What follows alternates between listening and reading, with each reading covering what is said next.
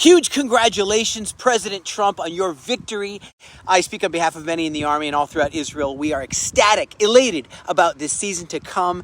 I think of all the achievements you've already done, even before you got into presidency. I think of all the achievements you did when you were president, moving the embassy, so much more, strengthening this bond, telling the bad guys enough's enough. You know, throughout history, there have been amazing presidents, United States presidents that stood with Israel, like Harry Truman, who first recognized Israel in 1948 after just a few minutes, Lyndon Johnson, Ronald Reagan, George Bush, many others. And I just can't wait to see what's going to happen as a bright future, a beautiful legacy for Israel, for the United States will dawn in a world that has been enveloped in darkness.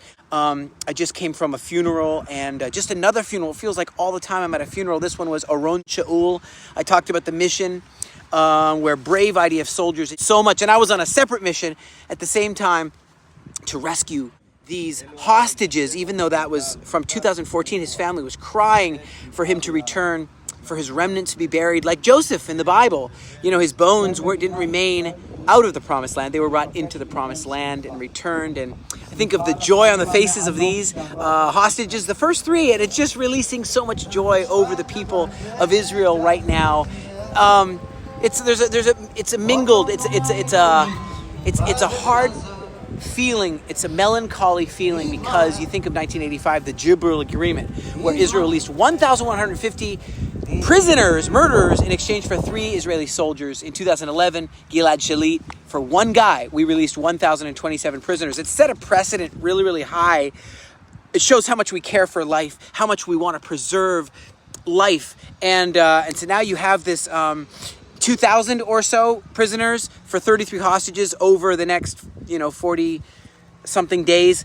And it's a really staggering ratio that comes out like 60-1.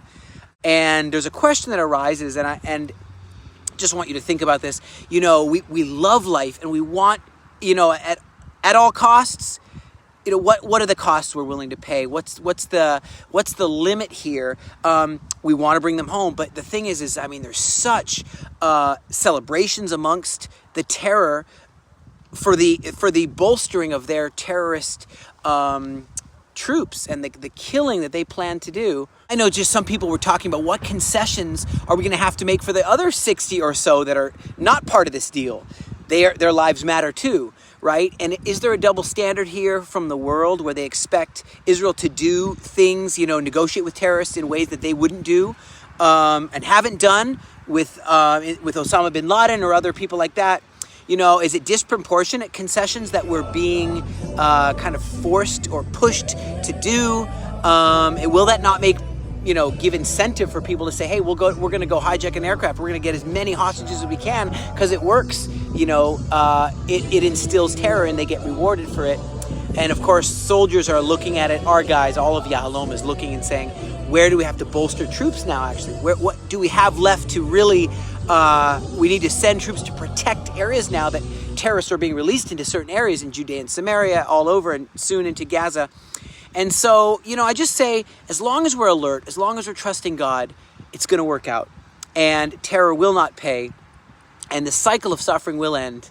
And I'm excited for that. And again, I'm excited for the joy I see on the faces of these who've been released. Again, congratulations, President Trump.